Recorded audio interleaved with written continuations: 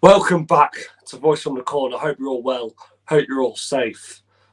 Pete, it's announced 2023. Chris Eubank Jr. is going to be taking on Liam Smith. Now, what do you reckon to this fight? Well, firstly, Jack, we thought it would have been a Christmas cracker. They was talking December the 17th, but January the 21st, 2003. A Christmas present a little bit late, but worth waiting for. For me, I think it's an absolute cracking fight. These are the sort of fights we want to see. Excitement in January in 2023. Are we going to see a spinning boxing? Are they going to start making these real fights? Because for me, this is an absolute real fight. I'll tell you what, they're daring taking this fight for me, Eubanks people, because, they had the Conor Benn fight set up and, obviously what happened with the Conor Benn situation. But I think Liam Smith is a dangerous opponent. And he's not an opponent, in my opinion. I fancy him as the A side of the card. Forget if Eubanks the A side of the card to the public. I think it's time now that Liam Smith really comes out. He's been out and fought Canelo. He's been a former WBO champion. But he ain't got the recognition, I believe, that Eubank Jr. has. Not to the boxing people, not to us boxing people, but to the masses and the crowds. And this is where I really believe Liam Smith is going to absolutely shine against Eubank Jr. And I'm not talking about a points win. I fancy Liam Smith to knock out Chris Eubank Jr. inside 10 rounds. That's the top and bottom of it. Well, go on. So, when you look at Liam Smith's fight, what do you see in him that can knock out Chris Eubank Jr.? Well, I'll tell you what I see in him, what a lot of people don't see in him. And I keep talking about this with, when I talk about foundations and fundamentals and all that sort of stuff. And with Liam Smith, he's very, very methodical, but very, very good at what he does. He's got a good jab. He's got a good defense. He looks like he's standing in front of fighters, but he's doing things. I understand what he's doing. A lot of people don't. They think he's standing there. He catches the shots, comes back with his own shots. He's got a great jab. He's got a top jab. And the body shots, the left hook to the body, it really slows opponents down, slows fighters down. I fancy that's going to be a telling shot against Eubank Jr. I think the body shots, like I say, the improvements, not the improvements of Liam Smith, because Liam Smith's always been boxing at a high level. Even against Canelo, he got stopped, but he was in that fight and he kept trying. And he's a strong man.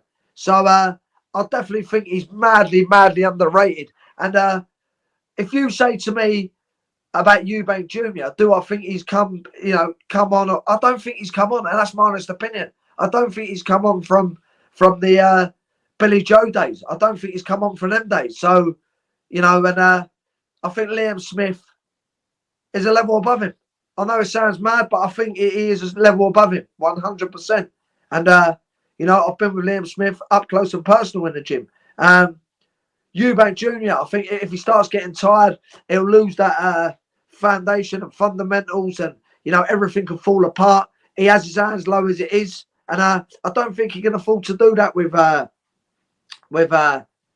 what's he called? With Liam Smith. Liam Smith. Yeah. You know what I mean? And how does he beat him, though? How does Chris Eubank Jr. beat Liam Smith? I think the only way Eubank Jr. can beat Liam Smith is outworking him.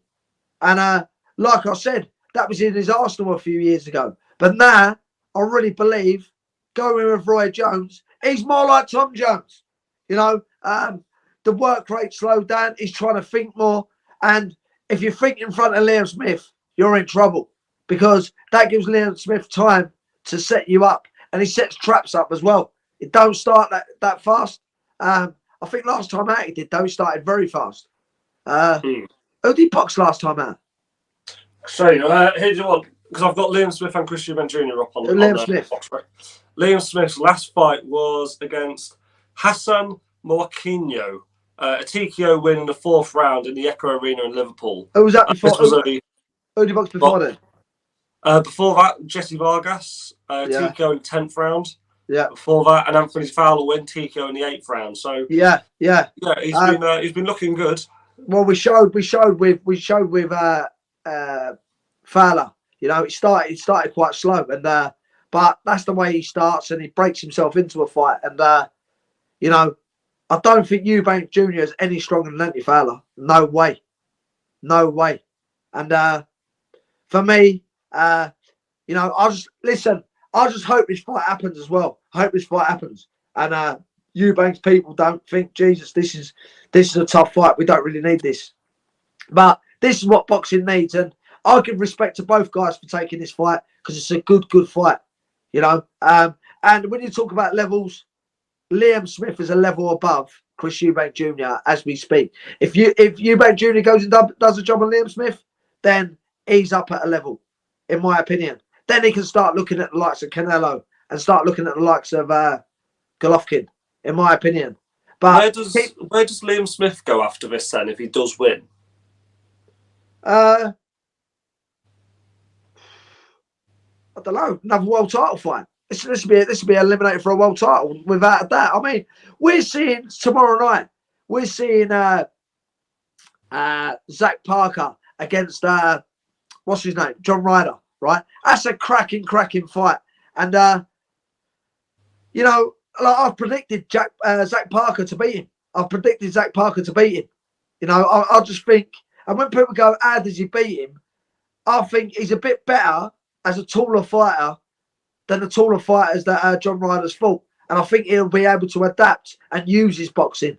And I think this will be a shutout points win for Zach Parker. That's a big prediction, really. That's a big prediction. Yeah. But I think this will be a big. But you know, they're in the mix. But I'll tell you what I've got to say about John Ryder. I think John Ryder's had it hard, in my opinion. Jacobs, you know, last time out, you know, which is questionable. I thought he lost the fight, and I think he's a little bit more younger and fresher. Zach Parker, not got the experience Jacobs has got, but he's younger and fresher, and I think he will slip over the line with a points win.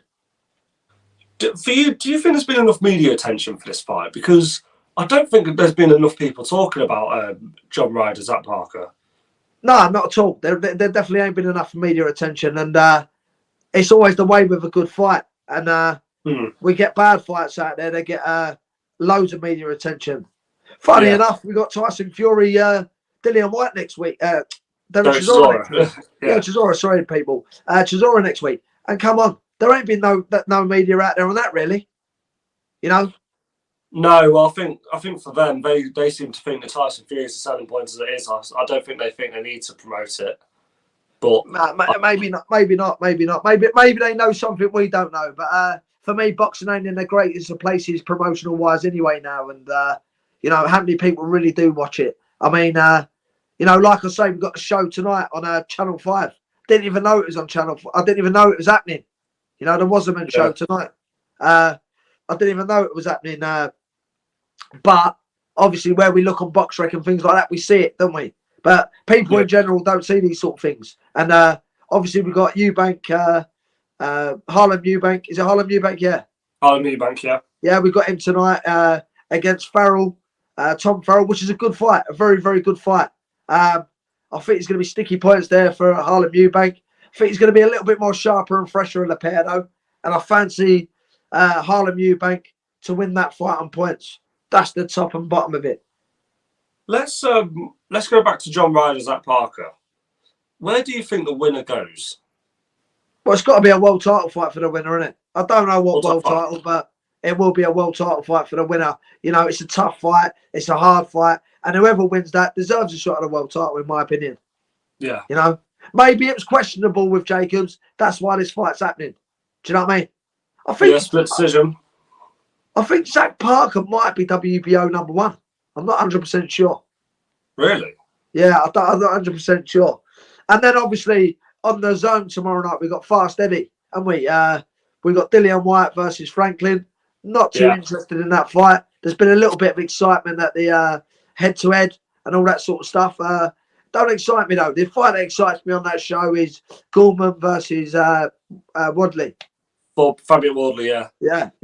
That's a 50. That's a 50-50, that. Very good fight. Very good fight. But I'm going to stick to my guns, and I'm going to go with what's your name on points? I've got it. Nathan Gorman. Nathan Gorman. Yeah. Points win. Yeah. Let's go back to Dillian Whyte, Jermaine Franklin, and you said about the press conference. During that press conference, we saw Jermaine Franklin's trainer was getting very involved with the back and forth to Dillian Whyte. Was that Salita or was it his trainer? I'm not quite sure, to be honest. Don't know. Do you know what? I'll be honest with you, Fred. I ain't watched it too much. Go on, carry on anyway. But I'll just say, do you not find it frustrating where you have these people at the press conferences that don't let their own fighters talk and fight their own battles verbally? When you looked after my cheerleaders and backslappers, they want the camera, they want the press, don't they? Yeah. The thing is, right, when you've been there, seen it and done it, you've got no reason to do that, and you understand what sort of a fighter is feeling while they're standing at that moment in what they're doing. You know what I mean? And there's no reason for you to get involved, because no matter all the shouting and screaming and whatever you do, at the end of the day, he's the one that's got to get in there and perform. You know, all that screaming and shouting at press conferences, for me, don't really mean anything. You know, like I always said, cheerleaders, backslappers, you know, they always want to chuck themselves in front of cameras, you know, get their little bit of, how can I say, stardom, you know what I mean? Because they've never really done nothing. Yeah, never done nothing themselves, you know what I mean? So, you know what? If you've got a position and you stick to that position, I think you can do good in life, yeah? But I think when people try and get out of their prams, pull their dummy out and start screaming and shouting, I'm not really interested in that, because you're going to have that dummy put in very soon, because someone will say something. I know we're living in a world now where everybody is a somebody and everybody's got a profile. That's the crazy thing of it. I mean, social media is a big influence on that sort of stuff, which some people have got a voice, which is a good voice, but then other people have got voices and, you know, you think, what? But they're getting away with it.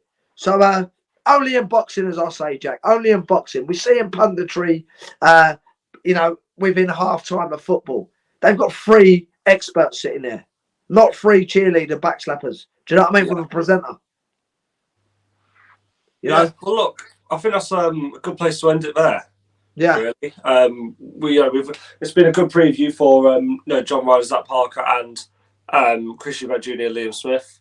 So, look, is there any final words from himself? Everybody, keep subscribing, keep liking, keep supporting the channel. Hope you're enjoying these little bit longer podcasts. Everybody's been asking for them. Put your comments below on your predictions for tonight. Put your tonight and tomorrow night. Put your predictions below on Eubank versus Liam Smith. How do you see the fight? Where do you see the winner going? Is this a massive fight for Eubank? Is it a massive fight for Smith? Let us know. Put your comments in. Keep sharing. Shout out Global Green CBD, the best on the market. That's the top and bottom of it. Everybody have a great Friday. It's Friday then. So, see you in a bit, everyone.